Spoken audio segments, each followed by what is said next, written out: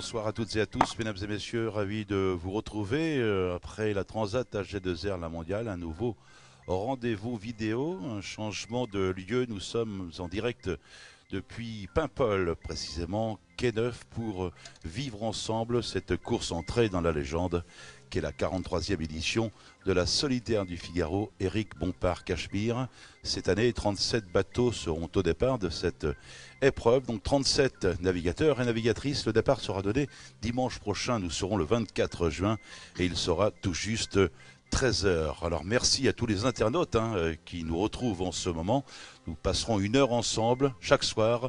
Aujourd'hui, mercredi, demain jeudi, après-demain vendredi et même samedi, nous aurons des invités, des marins et des consultants. Et quels consultants nous accueillons ce soir, puisque c'est notre ami, je pense qu'on peut le qualifier ainsi, Jean-Yves Chauve, médecin de la course sur cette solitaire. Bonsoir Jean-Yves. Et depuis combien d'années, dites-moi? Bonsoir Serge, eh bien oui, cette année je suis à ma 26e édition, ça fait donc 26 ans puisque j'ai sans interruption depuis 1987 assuré l'assistance médicale de la course. Je peux vous dire que c'est une aventure permanente, c'est des grands moments. Je suis toujours aussi passionné, toujours aussi heureux de retrouver mes amis coureurs au large. Vous égalez le record d'un certain Jean-Paul Mourin, le Marseillais, qui lui va prendre le départ de sa 26e édition de solitaire également. Oui, c'est ça, il y a un challenge entre nous, je crois que c'est le premier qui lâche qui perd, donc on est encore là pour de nombreuses années. Et puis nous accueillerons ce soir également pour l'Office de tourisme intercommunal de Paimpol-Gouello, la directrice Armelle Lambert. Et bien évidemment, nous parlons des acteurs de cette compétition, ceux qui vont faire le spectacle jusqu'au 15 juillet depuis Paimpol à destination de Rironne ou encore une arrivée à Saint-Gilles-Croix-Vie et même du côté de Cherbourg-Octeville. Les marins, ce soir donc avec nous, Damien Guilloux, skipper de la Solidarité Mutualiste. Un petit peu plus tard, sur le coup de 17h15, Johan Richomme, skipper de DLBC, puis le vainqueur de la solitaire en 2009, l'excellent marin et redoutable marin qui est Nicolas Luneven à bord de Generali. Et puis d'autres marins viendront nous retrouver à l'image de Mathieu Girolet, entreprendre la Fond Presse, le skipper de Géol, skipper mais également président de l'association de la classe Figaro, Didier Bouillard. Et nous terminerons ce plateau avec Xavier Macaire, skipper héros du département de l'Hérault, celle qui porte les couleurs des Galettes Saint-Michel, la navigatrice Isabelle Josque. Je me tourne maintenant vers notre premier invité, qui est Damien Guilloux, le skipper de la Solidarité Mutualiste. Troisième participation, Damien, me semble-t-il. Bonsoir.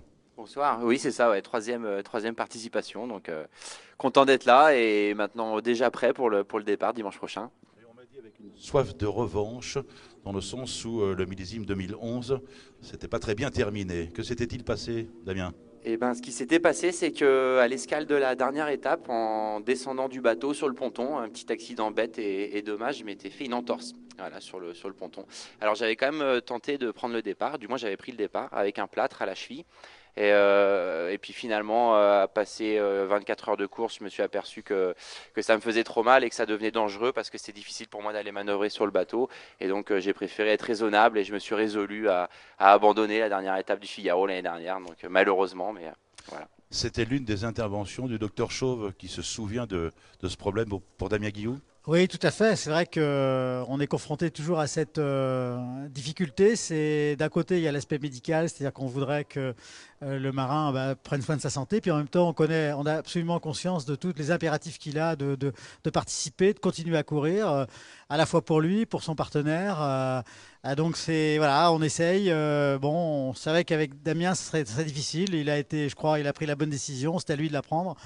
Voilà, mais maintenant tout repart à zéro et je pense qu'il est à fond sur cette nouvelle édition. Damien, Et d'ailleurs, c'est vrai que ça avait été un peu spécial parce que j'avais mis vachement de temps sur l'eau à me décider réellement de faire demi-tour et de rentrer au port. Et je sais que j'avais beaucoup discuté à la VHF, avec la radio qu'on a à bord avec Jean-Yves.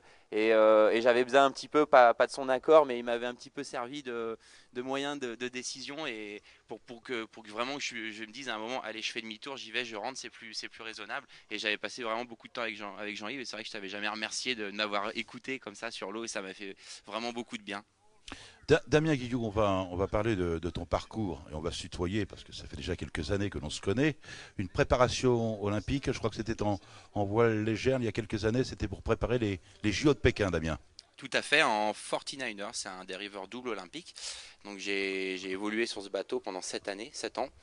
C'est une superbe école de régate, une école de la vie aussi, c'est du haut niveau. Je suis allé jusqu'au jeu en tant que partenaire d'entraînement, donc j'ai pas participé au jeu malheureusement, on a raté la sélection à pas grand chose, mais c'était vraiment une bonne expérience et j'en suis sorti super grandi et vraiment prêt pour venir faire de la course au large maintenant au Figaro. On va te demander de prendre un autre micro, Damien. Ce sont les aléas du direct. Quelques petits soucis techniques qui ne sont pas bien graves. Participation solitaire du Figaro, Éric Bompard-Cachemire, c'est le nom de cette épreuve maintenant. 3e participation. Tu as rejoint cette association il y a combien d'années?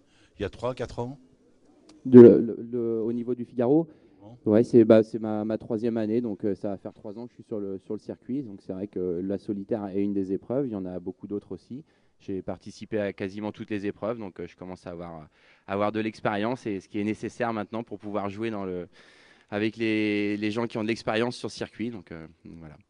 Et Dieu sait qu'il y en a, Jean-Yves Chauve, des navigateurs et navigatrices d'expérience sur cette 43e édition. 37 bateaux au départ avec des marins redoutables que vous connaissez bien, docteur. Oui, je les connais bien. Je les côtoie un mois par an, voire plus, puisque en fait, évidemment, on se retrouve sur tout le circuit. C'est vrai que c'est en plus une course qui est extrêmement ouverte. Vous savez, ce qui est extraordinaire dans la course au large, c'est qu'il n'y a pas de limite d'âge. On peut être très bon sans être forcément très jeune. Tout simplement parce que il faut apprendre à bien se connaître. Il y a une gestion personnelle. C'est pas un hasard si, par exemple, ou la plupart des concurrents de la solitaire du Figaro, Éric Bompard-Cachemire, deviennent des champions du Vendée Globe, simplement parce que c'est un apprentissage. Je dis souvent que celui qui gagne la course a passé sa thèse de doctorat en course au large. C'est vraiment ça, parce que il faut à la fois se faire naviguer le bateau, mais aussi bien se connaître, parce que le sommeil est l'élément fondamental. Pas trop dormir, mais suffisamment pour pas être à la rue, avoir la tête ailleurs et faire des contre-performances. Donc c'est vraiment un apprentissage, une connaissance de soi qu'on appréhende course après course. C'est du travail, c'est du temps, mais voilà, on est bon. Parfois, on avait 10 ans à gagner la solitaire, mais c'est 10 ans d'apprentissage et oui, on met le travail sur le métier et on s'apprend à se connaître de plus en plus. Le sommeil, l'une des difficultés, des 1432 milles nautiques proposés au menu par la société Penwick qui organise à présent cette solitaire du Figaro Éric Bompard-Cachemire. Comment on l'appréhende, ce sommeil? Est-ce qu'il y a des entraînements d'ailleurs pour dormir en période de 20-30 minutes? Comment on s'y prend? Est-ce qu'à terre d'ailleurs on peut s'entraîner, ou est-ce qu'en revanche cet entraînement se fait exclusivement sur l'eau, Damien Guillou? Alors je vais dire du haut de mes 3 années d'expérience que j'ai maintenant, il n'y a pas vraiment d'entraînement à terre, dans le sens où on ne peut pas s'entraîner à se réveiller la nuit, mettre un réveil, essayer de dormir tous les 15 minutes, parce que c'est pas possible, on n'est pas dans les mêmes conditions que sur le bateau. On peut pas le faire dans sa chambre sous sa couette, et c'est impossible de reproduire les mêmes situations. Et en fait, le meilleur entraînement, c'est d'être vraiment en forme au départ de la solitaire, de faire en sorte de dormir le plus possible, d'avoir une bonne qualité de vie, une bonne hygiène de vie avant de partir, pour être sûr que les batteries soient vraiment à 100%. Et c'est a priori la seule solution qu'on puisse avoir. Jean-Yves? Oui, et puis vous savez, l'organisme Puma a des ressources incroyables. En fait, quand les marins, alors c'est pas, il n'y a pas de jugement de valeur, mais c'est des hommes primitifs. Vous savez pas, Serge, ce sont tous. Je le découvre. Voilà, ce sont des hommes primitifs, parce que les premiers êtres humains ne pouvaient pas rester endormis pendant plusieurs heures, parce qu'il y avait des prédateurs autour d'eux. Il y avait les mammouths, il y avait les tribus qui essayaient de leur prendre le feu. Enfin, vous voyez ce que je veux dire. Et donc finalement, les marins, les coureurs au large ont d'autres prédateurs. D'abord les concurrents, bien sûr, et puis également éventuellement les cargos, les bateaux de pêche. Donc ils ne peuvent pas rester endormis plus longtemps que les premiers hommes. Et finalement, l'organisme est capable de s'adapter dans une situation de stress à cette forme de vie. Et ça se fait, je dirais pas facilement, mais on peut le faire. L'exemple classique, c'est quand vous êtes sur l'autoroute à 3 heures du matin, vous êtes vraiment fatigué, vous vous arrêtez, vous mettez le siège en couchette, et puis on dort quoi, 20 minutes, une demi-heure, guère plus. Et bien finalement, là aussi on a le stress de la conduite. Et bien finalement, sur une solitaire, c'est un petit peu la même chose qui se produit. Alors eux le cultivent, le font encore mieux que nous, mais au départ, on a les mêmes capacités à le faire. Damien Guillou, encore avec nous pendant 2 à 3 minutes. Un petit mot sur le parcours, Damien, et sur les difficultés de ce parcours, et notamment la première étape, celle qui nous intéresse en ce moment, Paimpol-Rironne. C'est un parcours vraiment intéressant, parce qu'il y a, on va dire, deux zones vraiment distinctes du parcours. On a On fait le contournement de la Pointe Bretagne, donc c'est une zone où on est au bord des côtes, il y a du courant, il y a pas mal de trafic, des bateaux de pêche, tout ce genre de choses. Donc c'est un endroit difficile, il faut être vigilant. Et après on a la deuxième partie qui est la traversée du golfe de Gascogne, qui est là un petit peu plus du grand large, un long bord comme ça, où c'est des options météo un peu plus à long terme qu'on doit prendre. Donc c'est vraiment 2 zones distinctes et qui rend cette première étape vraiment sympa et j'ai hâte d'y aller. Un petit mot sur la deuxième, Riron, Saint-Gilles-Croix-de-Vie, puis sur l'ultime étape entre la Vendée et Cherbourg-Octeville. Donc Riron de Saint-Gilles-Croix-de-Vie, en passant de nouveau par la Pointe Bretagne, on va virer ce qu'on appelle la chaussée de Saint. Donc encore une zone entre guillemets dangereuse parce qu'une zone à fort courant, des cailloux, des rochers. Donc pareil, une étape encore assez technique et qui devrait être vraiment difficile. Et puis la dernière, Cherbourg-Octeville. Cherbourg-Octeville, donc pareil, on fait jamais la route directe parce que c'est trop court et trop simple. Donc là, on va passer par toute la côte anglaise. Donc c'est une étape que moi j'aime beaucoup parce que c'est vraiment sympa de naviguer sous la côte anglaise. Il y a beaucoup de pièges. On y va quasiment tous les ans, on la connaît bien. En général, il se passe beaucoup de choses. Et après, la traversée de la Manche pour aller sur la ligne d'arrivée. Donc une étape vraiment intéressante de nouveau. Bonne mer et bon vent à Damien Guillou, sympathique skipper de la Solidarité Mutualiste. Merci d'avoir été avec nous ce soir, Damien. Je me tourne vers vous. Docteur Chauve, encore 5 minutes à passer en votre compagnie. Je crois que vous avez un briefing juste après. Hein.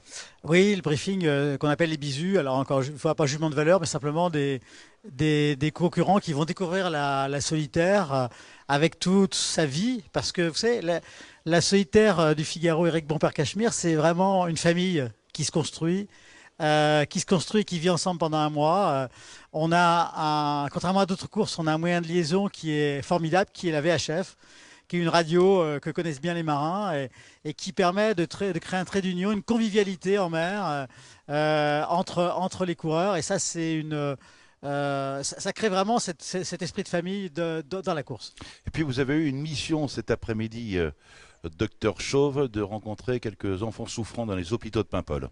Oui, tout à fait. Voilà, j'ai été ce matin à l'hôpital de Paimpol, dans le service de pédiatrie, rencontrer les enfants, leur expliquer un petit peu le monde de la mer, leur expliquer la course et puis leur expliquer aussi l'association dont je m'occupe parallèlement qui s'appelle les Matelots de la Vie, qui emmène des enfants sur un bateau en liaison avec les enfants hospitalisés. Et on a la chance d'avoir cette année l'hôpital de Paimpol qui participe à nos 2 expéditions du mois de juillet et du mois d'août. Donc je pense qu'on va avec eux aussi partager cette belle aventure des enfants. Et d'ailleurs, je vous informe que après-demain soir sur Thalassa, nous avons une émission qui va durer plus de 40 minutes sur Thalassa sur les aventures des Matelots de la Vie. Donc cette association que j'ai fondée il y a maintenant 7 ans et qui emmène 16 enfants tous les étés et plus de 3000 enfants qui participent dans tous les hôpitaux de France depuis 7 ans. Merci Jean-Yves et nous rappelons à qui voudra bien l'entendre que vous allez suivre cette 43e édition de la Solitaire du Figaro Éric Bompard-Cachemire à bord d'un magnifique catamaran jaune qui porte les couleurs de GMF Assistance. Vous serez en mer donc. Oui, tout à fait. Et donc un dispositif important mis au point par GMF Assistance, puisque donc nous avons ce bateau qui va être en milieu de flotte pour suivre les concurrents, être au cœur de leur aventure, la partager avec eux et même parfois y ajouter un peu d'animation. Vous savez, Serge, je suis un peu votre concurrent en mer, hein. Enfin, concurrent ami, hein, bien sûr. Oui. Et donc, parallèlement, il y a également une équipe d'ostéopathes qui va nous rejoindre demain et qui va être là avec 4 kiné-ostéopathes qui vont être là pour aider les marins à retrouver la forme à chaque étape. Parce que vous savez qu'ils passent des heures, voire des dizaines d'heures à la barre, bloqués à la barre. Donc, on a un certain nombre de problèmes physiques qu'il faut régler à chaque étape et on est là pour ça. Merci Jean-Yves Chauve. Bonne soirée. À très bientôt, docteur. À très bientôt. Dans un instant, sur ce plateau, ils vont d'ailleurs prendre place. Nous retrouverons Armelle Lambert, directrice de l'Office intercommunal de tourisme de Paimpol-Gouello. Prennent place également sur ce plateau Johan Richaume, skipper de DLBC, mais également Nicolas Linven, skipper de Generali. Mais on ne peut s'empêcher d'écouter maintenant celui que l'on va joindre par téléphone. C'est Pascal Scaviner, notre ami de Météo Consult. Est-ce que vous nous entendez, Pascal ? Je vous entends très bien, Serge. Bonjour à tous. Bonsoir Pascal, mise en place pour le plateau pour notre ami Flora que je salue. Alors dites-nous tout sur les conditions météo que nous allons connaître. Alors ici sur Paimpol et plus particulièrement sur la zone de départ dimanche prochain, mon cher Pascal. Oui, tout ça va changer. Tout ça va changer par rapport à ce qu'on connaît depuis le début de la semaine et surtout à partir de demain et jusqu'à la journée de dimanche pour le départ. L'explication est assez simple. On a un courant de sud-ouest qui va commencer à s'organiser à partir de demain jeudi avec des vents modérés à assez forts et surtout de fortes rafales. Une petite amélioration temporaire samedi.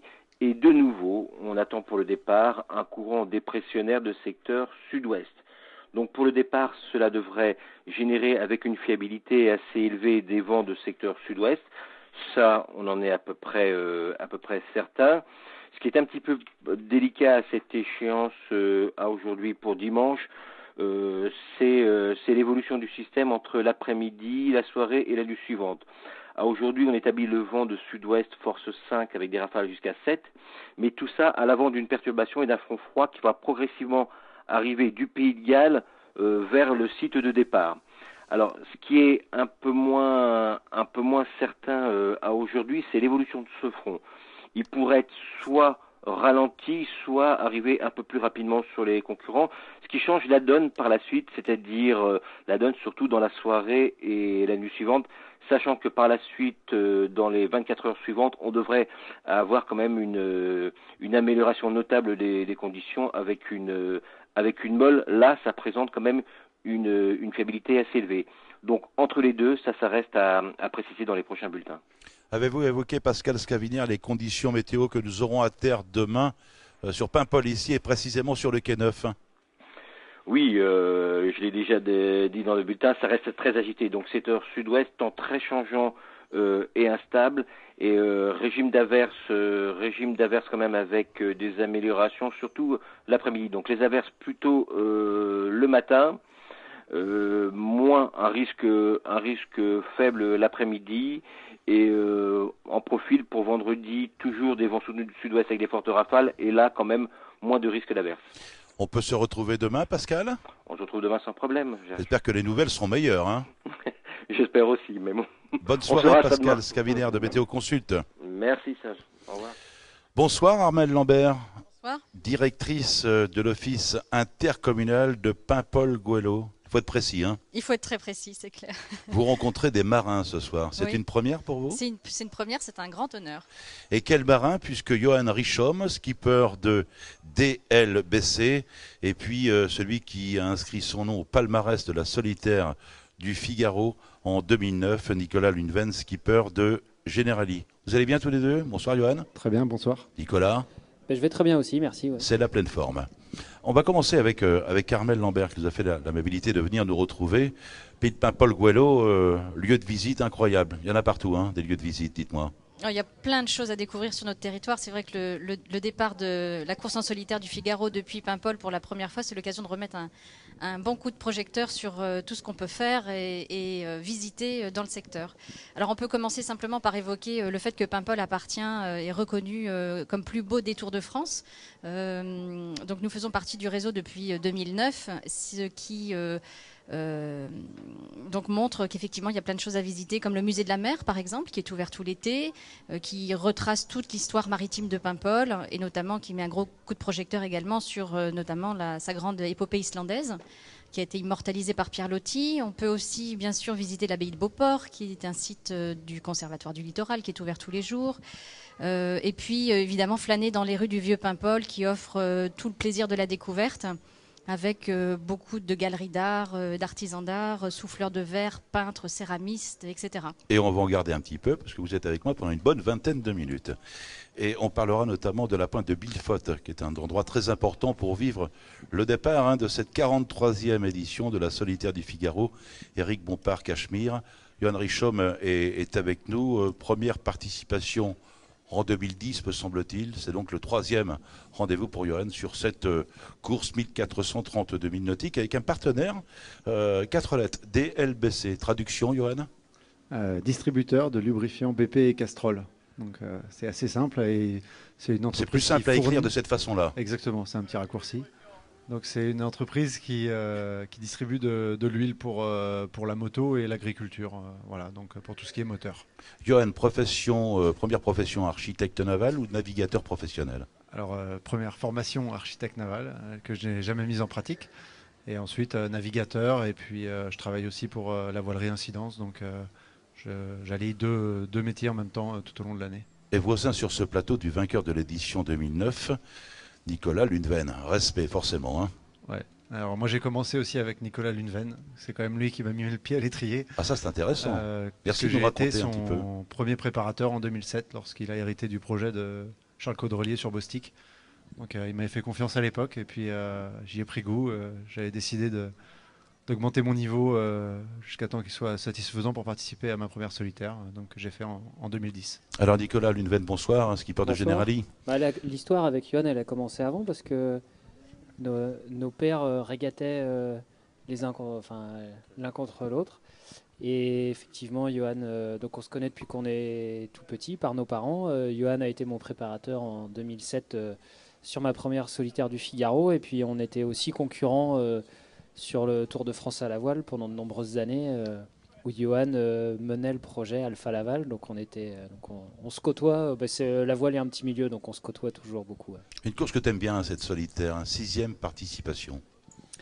Bah ouais, 6e participation. J'ai vu un article hier où il citait les jeunes prometteurs, et puis je me suis dit tiens, ils m'ont pas mis dedans. Ben non, moi j'étais dans la catégorie d'après, j'étais dans les vieux, moi, donc déjà, tu vois. Alors on dit de Nicolas Luneven, ma chère Armelle Lambert, que c'est l'un des fers de lance de la génération montante. C'est un beau compliment tout de même. Justement, j'étais plus dans la génération montante, là. J'étais dans la génération mature, quoi. J'étais avec les vieux, quoi. J'étais rangé avec les vieux. Quel âge sans indiscrétion? 30 ans cette année. C'est un tournant dans cette classe. Hein. Dites-moi un petit mot sur le parcours, ce que vous en pensez sur le fait qu'il y ait 3 étapes, avec une première étape qui n'est pas forcément simple entre Paimpol et Riron. Ouais, 3 étapes cette année. D'habitude, on en fait plutôt 4. En 2008, on en avait également fait que 3. Je pense pas que ça... Enfin, ce qui est sûr, c'est que ça change pas la philosophie de l'épreuve. Peut-être que un retard, même minime, sera beaucoup plus difficile à combler puisqu'il n'y a que 3 étapes. Mais aujourd'hui, je ne sais pas ce que peut rajouter Johan, mais aujourd'hui, on ne connaît pas les conditions météo qu'on aura. Même à quelques jours pour le jour du départ, on a encore quelques petites incertitudes, comme on l'entendait tout à l'heure. C'est pas encore précis, c'est ce qu'évoquait tout à l'heure Pascal Scaviner. C'est très précis, donc on ne sait pas exactement à quoi va ressembler cette solitaire du Figaro, donc on verra bien. Enfin, moi, en tout cas, je me focalise pas trop là-dessus. Johan ? Je pense que d'habitude, il y a toujours une étape qui fait une très grosse différence au classement général. On peut dire que le pourcentage de chance que cette étape n'existe pas est plus grand quand il n'y en a plus que 3, donc ça peut faire une solitaire très serrée, comme il peut toujours y avoir cette étape qui décide le général. Alors on va rappeler pour le public et pour nos internautes qui sont avec nous en ce moment que le classement se fait au temps. Ça veut dire que chaque étape est une course en elle-même. C'est-à-dire que pour ne pas faire d'erreur, la moindre minute peut être pénalisable. On se souvient de quelques écarts. L'année où Armelle Lecléache avait remporté cette solitaire il y a quelques années, l'écart était minime, quoi. Ouais, et puis en 2008, la dernière fois, il n'y avait eu que 3 étapes. C'est Nicolas Troussel qui avait gagné. Et dès la première étape, il avait mis... je ne sais plus si 6 heures d'avance ou 4 heures d'avance au second. Donc, dès la première étape, le classement général était à peu près figé, sauf problème technique ou grosse erreur de sa part. Mais bon, vu le personnage, c'est plutôt rare. Et donc, il avait course gagnée dès la fin de la première étape. Mais bon, là-dessus, il n'y a pas de règle. Et effectivement, je crois que c'est en 2003, Armelle Lecléache avait gagné avec 13 secondes d'avance sur Alain Gauthier. Donc, c'est au bout de 4 étapes. Donc, faut pas trop faire de plan sur la comète. On verra bien comment ça se passe. Sur quelques 1000 nautiques, 1000 nautiques, 1432 000 nautiques, Armelle Lambert, en traduction, ça doit faire quelque chose comme 2500 ou 2600 km. Dimanche, le départ aura lieu donc à 13h. On va parler dans un instant avec vous, Madame de la Pointe de Billefotte. Vous avez déjà un petit peu reconnu la zone de départ, puisqu'elle était identique au prologue qui s'est déroulé samedi dernier. Le prologue Éric Bompard-Cachemire. On fait un petit retour en arrière sur ce prologue, savoir comment ça s'est passé pour tous les deux, si ça a été ou si ça n'a pas été d'ailleurs, Johan. Moi, le résultat est assez moyen puisque je fais 22e. Mais j'y suis allé doucement pour ne pas casser le bateau. J'ai même pris des riz dans la grand voile. Et j'ai eu un petit problème technique qui m'a fait perdre quelques places. Mais globalement, tout s'est bien passé. Et j'ai surtout pris beaucoup de plaisir à redécouvrir cette région dans laquelle je n'étais pas venu depuis peut-être 15 ans. Et je crois que ça faisait beaucoup trop longtemps. Est-ce que la famille Luneven connaît bien ce terrain de jeu? Non, la famille Luneven est plutôt originaire du golfe du Morbihan, mais en tout cas c'est avec grand plaisir que moi je suis ici à Paimpol, parce que c'est vraiment une région magnifique. Là, le prologue nous a offert des conditions extraordinaires. Il y avait beaucoup de vent, peut-être un peu trop. Beaucoup de cailloux aussi. Il y a beaucoup de cailloux. Je crois qu'heureusement personne n'en a fait les frais samedi dernier. Mais on a quand même eu des conditions exceptionnelles avec du vent fort, du soleil. L'éclairage était fabuleux. Un petit parcours qui nous a emmenés vers Bréa. C'était vraiment magnifique. Et puis, comme dit Johan, le prologue, c'est l'occasion de tester tout le matériel. S'il y a des petites choses qui doivent casser, souvent elles cassent là. Donc, moi j'ai eu de la chance, j'ai rien cassé. Donc j'espère que c'est de bon augure pour la suite. Et en tout cas, j'avais pris beaucoup de plaisir samedi à naviguer dans la baie de Paimpol. Restez avec nous encore 2 petites minutes. Armel Lambert, on dit à toute personne qui veulent participer au départ ou vivre ce grand spectacle à partir de 13h, que l'un des endroits de prédilection ici, c'est la pointe de Bilfot. Vous confirmez? Effectivement, l'un des plus beaux panoramas que l'on aura sur la baie de Paimpol pour observer les bateaux au départ, ce sera l'ensemble des falaises de Plouézec et notamment la pointe de Bilfot. Donc on recommande bien sûr de rester sur les sentiers, de ne pas trop s'aventurer, pour des questions un petit peu environnementales, de faire attention, de bien rester sur les chemins. Pointe de Bilfot qui est située sur la carte au sud-est de Paimpol. Voilà, donc c'est situé sur la commune de Plouézec. Donc on a en fait sur notre territoire parmi les plus grandes falaises de Bretagne, en fait, qui s'élèvent à plus de 104 mètres. Et voilà, donc c'est aussi un formidable territoire de randonnée pédestre tout le long de la côte, puisqu'en fait sur notre territoire on a le GR34, ce qu'on appelle le sentier des douaniers, s'étend sur pratiquement plus de 60 km. On parle bien de falaises à Paimpol, donc Théodore Botrel avait raison. Il avait en partie raison, en fait. Pourquoi en partie? En fait, les falaises de Paimpol, dans sa chanson, c'était un lieu, on va dire, de mauvaise vie dans Paimpol. Voilà. Je voulais justement vous emmener là-dessus. Ça n'existe plus d'ailleurs, si? Si, la falaise existe toujours et c'est un bar qui se situe au coin du port, là-bas, juste de l'autre côté du port. Très bien, c'est une information qui est à retenir pour les inconditionnels. À 4 jours du départ, tout est prêt, tout est paré à bord des bateaux respectifs Generali pour Nicolas Luneven et DLBC pour Johan Richaume. Quel est votre emploi du temps maintenant, à présent? Alors moi, j'ai la chance d'avoir un bateau qui est vraiment très très prêt depuis pas mal de temps, donc au moins on est serein avec mon préparateur les derniers jours avant le départ. Mais maintenant, un bateau, c'est comme une voiture de collection, c'est jamais terminé. On trouve toujours des petits trucs à défaire, à refaire, à améliorer, à entretenir. Donc on trouve quand même toujours à s'occuper. Mais c'est vrai que, en tout cas, je suis très détendu par rapport à la préparation, parce que je pense que j'ai vraiment fait le tour de la question de ce point de vue-là, et que je pense que j'ai pas d'excuses de ce côté-là. Johan? Je me retrouve pour la première fois un petit peu dans la même situation où mon bateau est prêt, mon préparateur s'en occupe encore, et j'ai même réussi à me prendre 4 jours de vacances. Là, je reviens tout juste d'un petit séjour en Bretagne Sud où je suis passé voir la Volvo, et du coup ça m'a bien libéré l'esprit, et je suis d'attaque pour cette solitaire du Figaro, et pour une fois prêt dans de bonnes conditions. On a parlé de la préparation du bateau, c'est le moment ou jamais, pourquoi pas, de saluer les préparateurs qui font un énorme travail pour vous, les marins. Ouais, c'est vrai que c'est très important. Moi, j'ai de la chance avec Mathieu, mon préparateur. Il me semble que c'est la 4e année ou 3e année. Pardon. Je pense que c'est la 3e ou 4e année qu'il travaille pour moi. Ça se passe très bien, et c'est vraiment important parce que ça permet de décrocher. Enfin, ça me permet moi de décrocher de cette partie-là. Je lui fais confiance. C'est super. Il fait un super boulot. Il doit pas être loin. Il doit m'entendre, je pense. Il doit être sur le bateau. Et moi, ça me permet de me concentrer sur vraiment la partie purement sportive de la chose. Merci à Nicolas Luneven et à Johan Richaume d'avoir été avec nous ce soir. Bonne course à tous les deux. On se retrouve bien évidemment cette semaine sur le village. Armel Lambert, je vous propose d'aller faire un petit tour en images. Un peintre célèbre avait baptisé l'une de ses toiles un dimanche sur l'île de la Grande Jatte. Voici donc un sujet que nous allons découvrir, signé pour la production Sea Events. Celui-ci s'intitule Un dimanche à Paimpol. Nous nous retrouvons juste après avec Mathieu Girolet et Didier Bouillard. A tout de suite.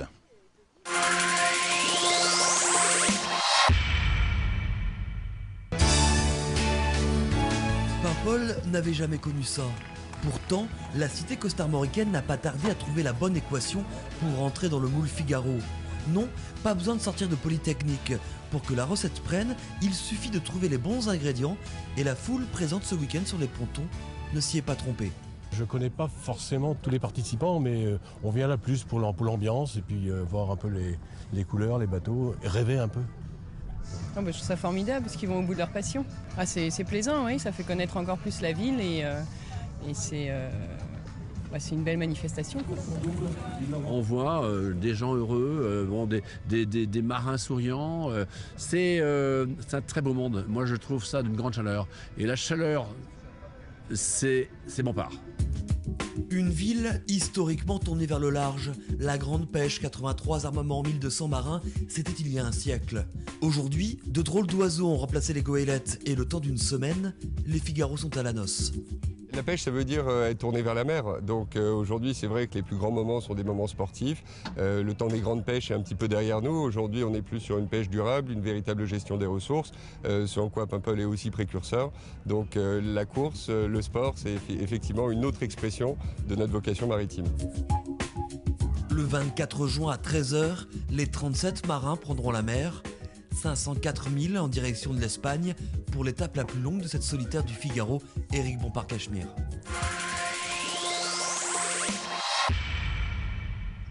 Et c'était un dimanche à Paimpol, un sujet signé Sea Evans. Nous restons avec Armel Lambert. Tout à l'heure, nous allons parler gastronomie. Je sais qu'il y a ce qu'il faut ici pour les inconditionnels de la bonne table ici à Paimpol. Nous avons maintenant deux invités, Mathieu Girolet et le célèbre Didier Bouillard qui est avec nous. Donc merci infiniment d'être venus nous retrouver tous les deux. J'ai cru comprendre, mon cher Mathieu Girolet, qu'avant de vous intéresser à la voile, vous étiez un montagnard. Est-ce exact? Oui, c'est vrai. J'ai grandi au bord de la mer et j'ai fait de la voile, mais après je me suis assez vite tourné vers la montagne. Et pendant 10 à 15 ans, j'ai fait beaucoup de montagne, oui. Alors, arrivé sur le tard, dans la navigation, 31 ans, on s'est tourné vers le 650, me semble-t-il? Oui, j'ai recommencé à naviguer directement par le 650. Oui, j'ai acheté un bateau en fin 2004 avec l'idée de participer à la Mini Transat, ce que j'ai fait en 2007. Et puis, quatrième participation sur cette solitaire. L'Everest peut-être, puisque si on fait le comparatif avec la montagne, c'est une course qui est une sacrée compétition. Compliqué et difficile, et ça tombe bien parce qu'on dit que Mathieu Girolet est quelqu'un de méthodique et de sérieux. Il faut être méthodique et sérieux pour faire quelque chose au sein de cette classe Figaro et surtout au cœur de cette solitaire 43e du nom. Je pense que la classe est aujourd'hui très professionnelle et je pense que du coup c'est vrai que c'est important de bien préparer les choses. On voit que tous les bateaux sont prêts, les deux coureurs qui étaient là avant disaient que leur bateau était prêt. Je pense que moi, c'est la même chose, Didier aussi. Et il nous parlait de préparateur. C'est votre cas également, Mathieu? Vous travaillez avec quelqu'un qui prépare en amont le bateau? Moi, j'ai pas de préparateur à l'année. J'ai eu un préparateur que j'ai pris à partir de début mai, qui s'occupe du bateau sur toute la saison, que je partage avec Xavier Macaire. Et c'est sûr que c'est important. Xavier Macaire, qui est le skipper du département de l'Hérault, c'est là où vous résidez tout au long de l'année, Mathieu? Oui, c'est ça. On s'entraîne dans le même centre d'entraînement, au centre d'entraînement méditerranéen à la Grande Motte. Et puis alors Didier Bouillard, 5e participation à cette solitaire du Figaro, Éric Bompard-Cachemire, en même temps président de cette classe Figaro qui est une association. On peut d'ailleurs commencer notre entretien en parlant justement de cette association. Elle a été créée il y a déjà quelques années, vous en êtes le président. C'est une vraie assoce, hein. Et en fait, les adhérents de cette association sont les marins qui sont ici. Oui, absolument. Donc en fait, donc les marins sont organisés en association. On a l'association Classe Figaro Beneteau.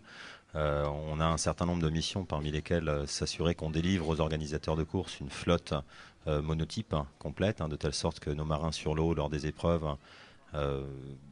luttent à armes égales d'un point de vue technique et apportent leur savoir-faire et leurs différences d'un point de vue humain dans leurs connaissances techniques, dans leur capacité à régler mieux leur bateau, à anticiper mieux les phénomènes météo et ainsi se différencier des uns des autres. Ça, c'est la particularité de cette épreuve, qui est la solitaire du Figaro Éric Bompard-Cachemire, on doit l'appeler comme ça ainsi, c'est le partenaire titre et principal, c'est l'équité. Tous les bateaux sont les mêmes, les voiles sont les mêmes. Qu'est-ce qui fait la différence? C'est le talent du marin, l'appréhension, la météo, la façon de naviguer, quoi. Très clairement, sa préparation, sa façon de naviguer, sa préparation physique, sa capacité à exécuter l'ensemble des manœuvres mieux, plus rapidement, de manière plus juste, sa capacité à barrer son bateau, à le régler de manière générale. Et en fait, c'est ce qui rend cette classe fascinante et qui attire d'ailleurs, je dirais, l'ensemble des plus grands noms de la voile. Aujourd'hui, je pense qu'on peut vraiment dire que le pivot de la course au large en solitaire passe par la filière Figaro. Je pense que tous les grands marins qui naviguent en solitaire sur d'autres grandes courses passent par cette classe Figaro-Beneteau et s'entraînent autour de ces épreuves et construisent leur expérience. Et nous retiendrons que les plus grands marins de la course au large aujourd'hui ont inscrit leur nom au palmarès de cette solitaire. À 3 reprises, Philippe Poupon, Jean Le Cam, Michel Desjoyaux, un cercle très fermé. Pour les doubles, nous avons, me semble-t-il, Armel Lecléache, Nicolas Troussel, Jérémy Bayou. Et Jérémy Bayou, qui l'a remporté donc l'an dernier, en 2011. Le fait d'obtenir un bon résultat, Mathieu, passe forcément par des heures et des heures d'entraînement. Cet entraînement pour vous se fait en Méditerranée, en Bretagne? Dites-nous. Oui, il se fait tout l'hiver en Méditerranée. C'est-à-dire qu'au centre de la Grande Motte, on recommence l'entraînement en novembre. Et après, selon comment est la saison, les années où il y a la Generali, on reste à la maison jusqu'à la Generali. Et puis les années où où la saison commence par la solitaire, pour nous, on monte plus tôt, on monte en mai et on fait les courses de préparation, la Solo Concarneau, la Transmanche. Et du coup, je pense que c'est un bon package entre le fait de pouvoir beaucoup naviguer l'hiver et de pouvoir monter ici, naviguer sur le plan d'eau de ce que sera la solitaire en avant-saison. Armelle Lambert, directrice de l'Office du tourisme intercommunal de Paimpol-Gouailleux, je vois très attentive aux propos de nos marins, voire même admiratif, pourquoi pas. Je découvre complètement et on est complètement subjugués. On a d'ailleurs eu la chance d'assister au prologue en mer avec vos commentaires, Serge. On a vraiment vécu un moment extraordinaire. C'était vraiment très intéressant. Alors monsieur le maire nous le dira, nous le recevrons vendredi, si ma mémoire est bonne, j'en suis même certain, que c'est une première ici à Paimpol, le départ de cette épreuve, la solitaire du Figaro Éric Bompard-Cachemire, et c'est un plus forcément pour le commerce ici et pour toutes les personnes qui vivent toute l'année ici à Paimpol. C'est un formidable coup de projecteur. C'est vrai que pour nous, c'est le démarrage de la saison touristique là, qui démarre fortement et c'est une vraie chance pour l'image de Paimpol et sa notoriété. Et vous qui aimez les belles images, on a une belle carte postale ici dans le port. Là, on a vraiment le port sous toutes ses couleurs, comme jamais on l'avait vu en fait jusqu'à présent. Une forêt main et des pavillons multicolores, dont les pavillons du bateau qui porte le nom de Géole, Didier Bouillard. Qu'est-ce que Géole? C'est le nom de baptême du bateau? Oui, Géole, c'est le nom qu'on a sur l'acte de francisation. Donc, alors ça vient de... J'avais pris ça dans un roman de Kessel qui s'appelle Les Cavaliers, que je vous invite tous à lire, qui est magnifique. Et en fait, il y a un cheval qui s'appelle Géole et qui est le... Ah, voilà, donc on est bien dans un port, c'est réel, c'est du grand direct. Nous sommes en direct. Voilà, nous sommes en direct. Et en fait, donc voilà, donc j'ai pris ce nom, c'est un nom relativement plaisant. Didier Bouillard, on dit que l'avantage aussi et la particularité de cette course, c'est de retrouver des skippers professionnels donc qui passent 100% de leur temps sur l'eau et d'autres marins qui n'ont pas qualifié d'amateurs tout de même puisqu'ils sont expérimentés, avertis, mais qui ont une profession à côté. C'est votre cas, vous êtes ingénieur, je crois. Oui, absolument, je suis ingénieur, j'ai une profession à côté. Oui, c'est une course professionnelle, mais enfin qui reste ouverte à des amateurs qui se donnent les moyens, un petit peu de temps d'entraînement, de construire les compétences pour être capable de naviguer. Alors c'est évident que d'un point de vue purement sportif, la rivalité a ses limites. Je pense que on peut rêver quand on est amateur d'effectuer une bonne manche, ou mieux, c'est-à-dire une manche qui se situerait dans la première moitié. On peut peut-être faire un petit peu mieux, mais enfin, je veux dire, faut pas non plus imaginer autre chose. Après, c'est impossible d'aller chercher les professionnels. Oui, c'est impossible parce que ça signifie il y a quand même un réel savoir-faire, une compétence, une formation, une préparation physique qui est absolument indispensable. D'accord avec ces propos, Mathieu Girolet? Oui, je pense qu'il y a un vrai gap entre ceux qui font ça l'année et ceux qui font pas ça toute l'année. Moi, ça fait 3 ans que je suis à 100% sur le projet et j'ai la sensation que ça m'apporte beaucoup.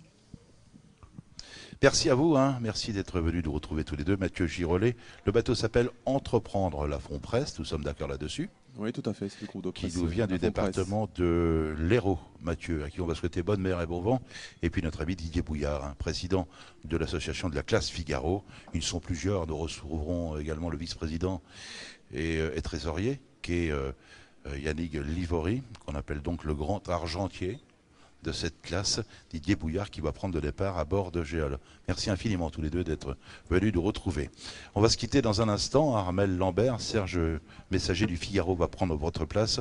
Parlons de la gastronomie du côté de Paimpol, s'il vous plaît, avant d'accueillir Xavier Macaire et Isabelle Josque sur ce plateau. Alors la gastronomie à Paimpol, faites-nous rêver et donnez-nous envie. Alors c'est vrai que j'ai évoqué tout à l'heure Paimpol en tant que cité des métiers d'art avec la formidable concentration d'artistes et d'artisans d'art que l'on trouve en centre-ville, mais c'est aussi une escale gastronomique.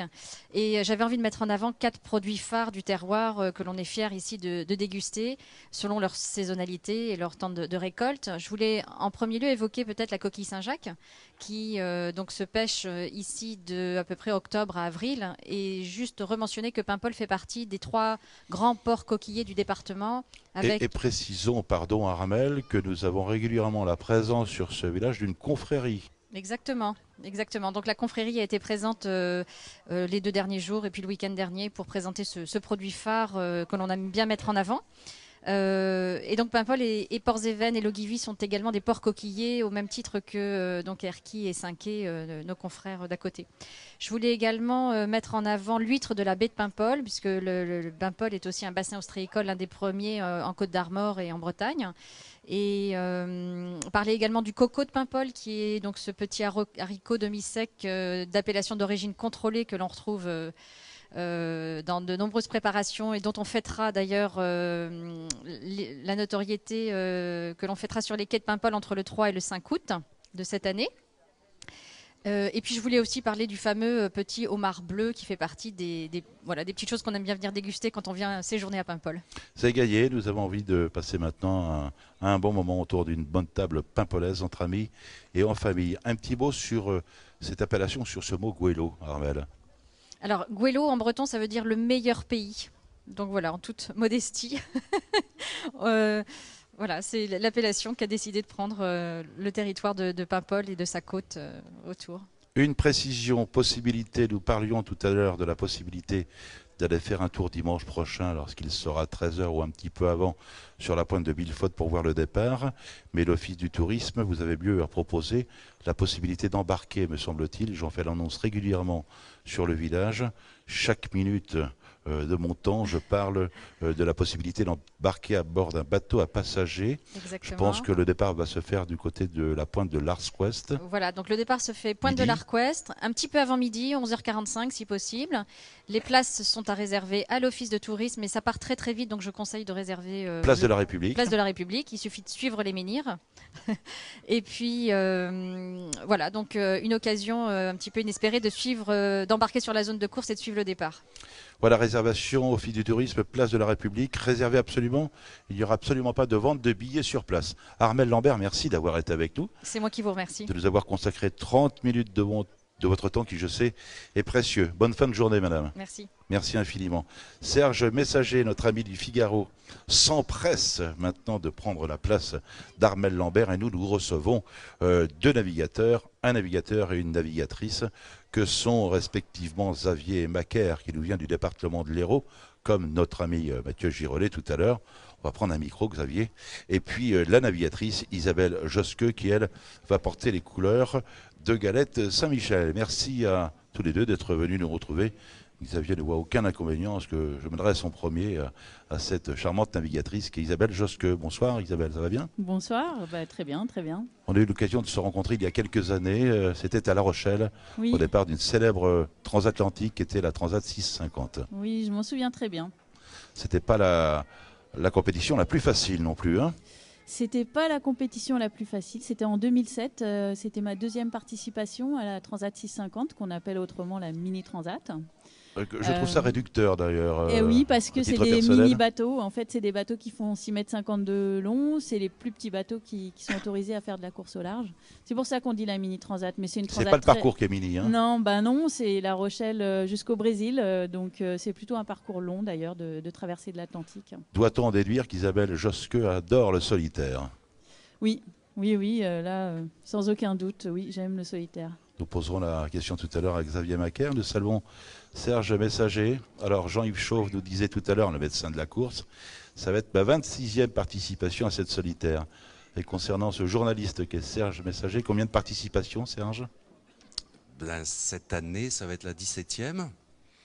Donc voilà, j'espère être sur l'eau tout aussi sémillant qu'à mes débuts pour mettre un peu de couleur sur un journal en noir et blanc. Voilà. La rédaction des articles depuis le bâtiment de la Marine nationale qui s'appelle le Tétis. Ça aussi, c'est la particularité de cette course. Certains journalistes, pas la totalité, embarquent sur le bâtiment partenaire de la Marine nationale. Oui, ce partenariat qui doit avoir, je pense, 22 ans. On est chaque année très très bien accueillis par l'équipage et nous sommes au cœur même de l'événement, cœur même de la course et en principe on ne rate rien des grands moments de cette épreuve. Xavier Macaire est avec nous, il est arrivé en 2011 dans ce cercle impitoyable qui est celui des Figarites. Exactement. C'est vrai, hein. Voilà, donc l'année dernière j'étais bisu sur cette course, la solitaire du Figaro. Et me voilà donc pour ma deuxième participation avec le département de l'Hérault comme sponsor et toujours Starter, mon sponsor de l'année dernière. Bisu, on va rappeler à qui voudra bien entendre que bisu n'est pas une expression péjorative, mais signifie que le marin participe pour la première fois à cette solitaire. Bisu l'an dernier, deuxième bisu, et qui était présent sur cette solitaire s'en souvient de la bagarre entre Xavier Macaire et un certain et redoutable Morgan Lagravière, je crois. Ouais, tout à fait. Il y a eu une belle bagarre en bisu pour le classement bisu, ouais, avec Morgan Lagravière. J'ai réussi à lui prendre une des 4 étapes l'année dernière du classement bisu.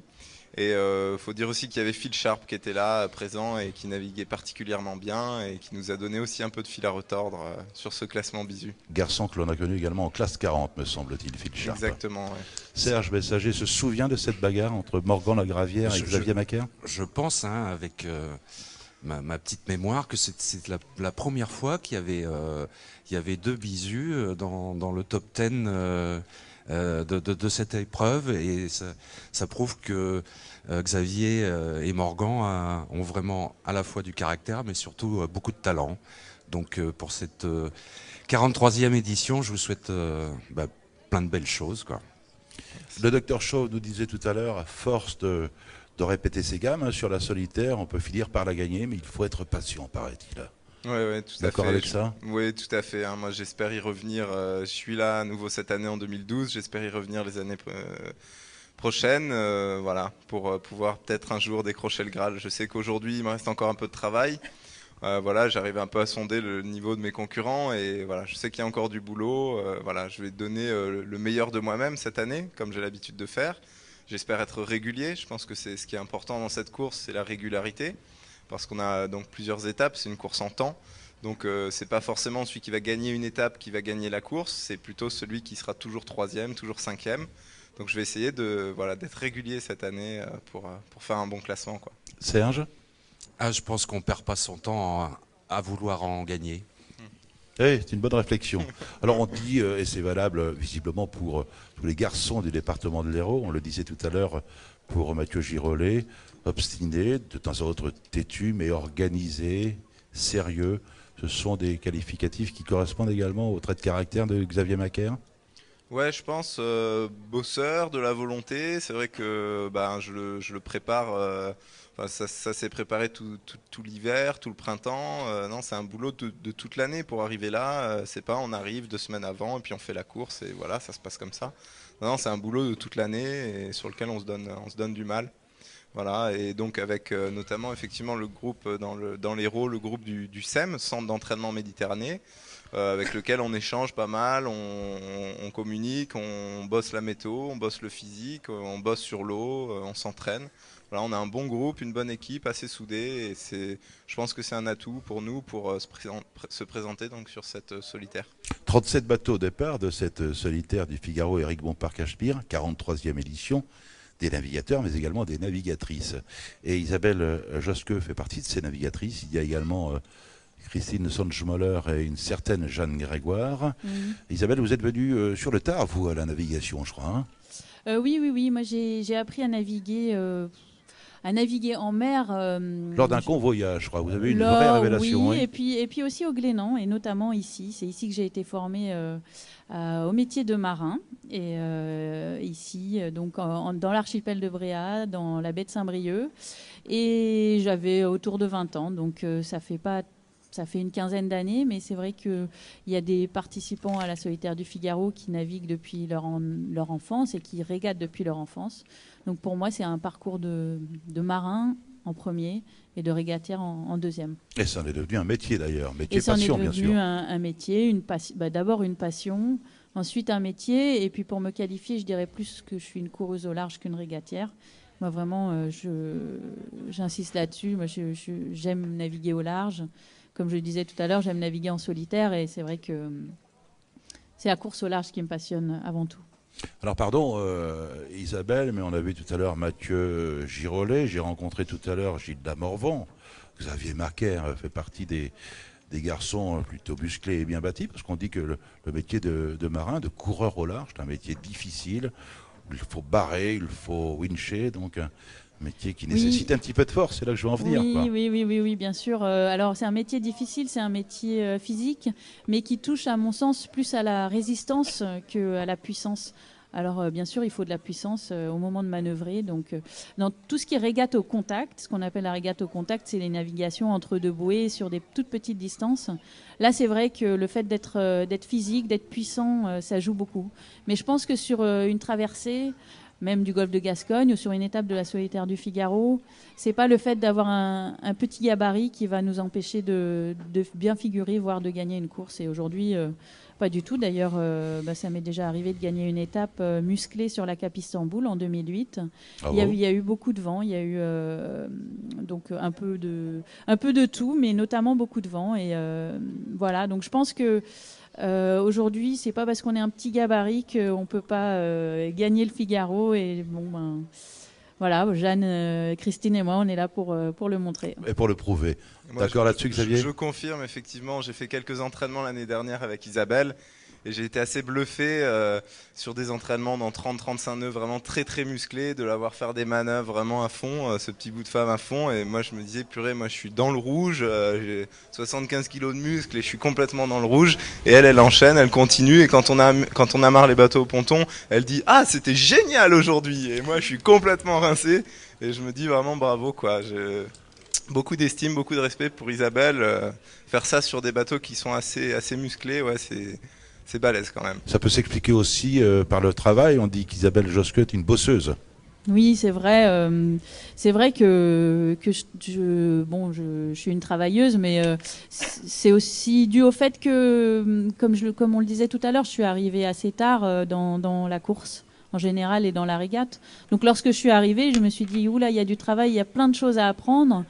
Et quand on a quelque chose en tête, pour atteindre ses objectifs, il faut se donner les moyens. Donc je pense que oui, quand il y a du travail, il faut y aller à fond et faut pas s'économiser pour progresser. Donc c'est vrai. Serge Messager ? Oui, puis moi ce que je voulais rajouter, c'est que c'est aussi un sport cérébral, quoi. Donc le muscle, c'est bien, mais ces 37 concurrents, ils font plusieurs métiers, plusieurs spécialités à la fois, la météo, la tactique, la stratégie, voilà. Et donc c'est un sport magnifique et complet. Et voilà, il faut pousser les enfants à faire ce sport merveilleux. Vous nous parlez du parcours tous les deux, s'il vous plaît, des 3 étapes des 1432 milles nautiques. Ouais, le parcours, on va avoir pas mal de retours sur des sites un petit peu connus comme le Ratsin, le Chenal de Ouessant, qui sont des coins assez difficiles à passer où il faut jouer avec le courant. Voilà, je pense que c'est du déjà vu, on y revient, on découvre des nouvelles choses à chaque fois, des nouveaux coups à jouer, et Voilà, donc ça va être pas mal, avec une partie au large cette année, avec la traversée du golfe de Gascogne, aller et retour, donc pour aller à Riron. Ça va permettre de jouer plus sur la météo que sur les courants et sur les effets de pointe et tout ça. Donc on va plus jouer sur les systèmes météo sur une traversée du golfe de Gascogne. Voilà, donc ça va un peu se diviser en deux parties, une partie côtière, une partie au large.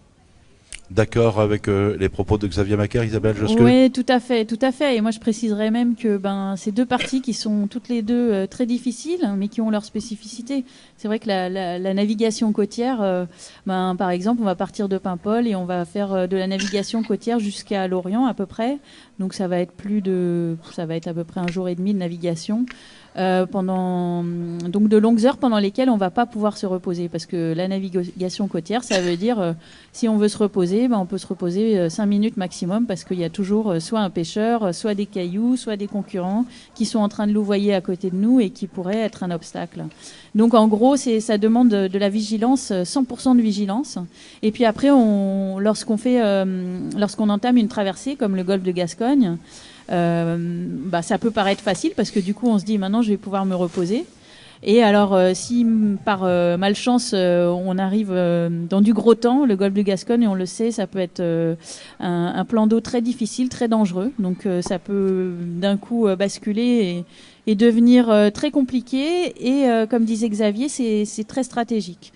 Donc d'un côté on se dit chouette, maintenant ça se calme un peu, et puis d'un autre côté c'est là aussi qu'on peut tout perdre avec une mauvaise option stratégique. Il faut rester vigilant. Il faut rester vigilant, parce que aussi on s'éloigne un peu des autres bateaux et on peut perdre un peu les notions de je vais vite à ce moment-là ou je vais moins vite que les autres.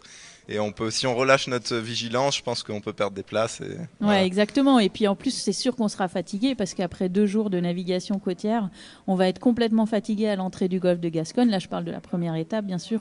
Et à ce moment-là, comme disait Xavier, il faut quand même réussir à rester près des autres. Moi, je disais que je préfère le large, mais il ne faut pas non plus que je m'éloigne des autres, parce que les autres nous permettent de nous jauger en vitesse, de savoir si on est bien réglé, parce que des fois on a des algues, on prend des choses dans la quille, ou bien on a un mauvais réglage et on est tellement fatigué qu'on ne s'aperçoit pas. C'est gros, ça devrait se voir comme le nez au milieu de la figure, on ne le voit pas. Et à ce moment-là, d'avoir les bateaux à côté de soi, ça permet de savoir que d'un coup il y a quelque chose qui ne va pas, et d'un coup qu'on avance moins vite.